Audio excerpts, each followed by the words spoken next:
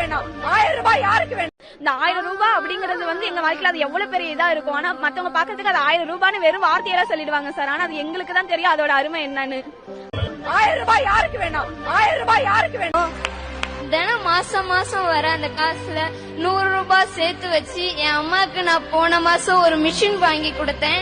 அந்த மிஷின்னால இப்ப எங்க அம்மா கேட்டுட்டு இருக்காங்க. அது எனக்கு ரொம்ப சந்தோஷமா இருக்கு. ஃபீஸ் கட்டுறதுக்கு அந்த அளவுக்கு என்கிட்ட காசு இல்ல. அப்ப வந்து அங்க இருந்த ஒரு ஸ்டாஃப் தான் வந்து எனக்கு ஃபீஸ் கட்டுறதுக்கு கொஞ்சம் ஹெல்ப் பண்ணாங்க. நான் இந்த புதுமை பெண் திட்டம் ஸ்கீமுக்கு கொடுத்த காசுல நான் திருப்பி அந்த மேமுக்கு எடுத்து போயிட்டு அந்த காசை ரிட்டர்ன் கொடுத்தேன்.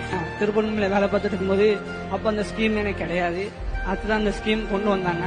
கொண்டு போய் காலேஜ்ல அட்மிஷன் போட வந்து ஸ்கீமால தான் அட்மிஷன் போட்டேன்.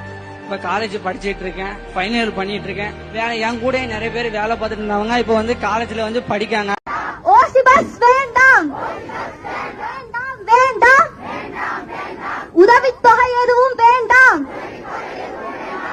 புரிஞ்சுக்கோங்கம்மா, நீங்க பேசுற ஒரு அஃபென்சிவ் ஸ்டேட்மெண்ட். மத்தியான சாப்பாடு வீட்டுல இருந்து கட்டிட்டு வராம மதிய உணவு திட்டத்திலயும் சத்துணவு திட்டத்திலயும் நீங்க படிச்சிருக்கீங்களா? பஸ் பாஸ் வாங்கி பஸ்ல ஏறி இருக்கிறீங்களா?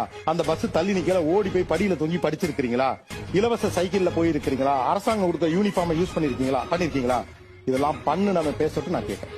இதை வேடிக்கை பார்த்து நீங்க பேசாதீங்க.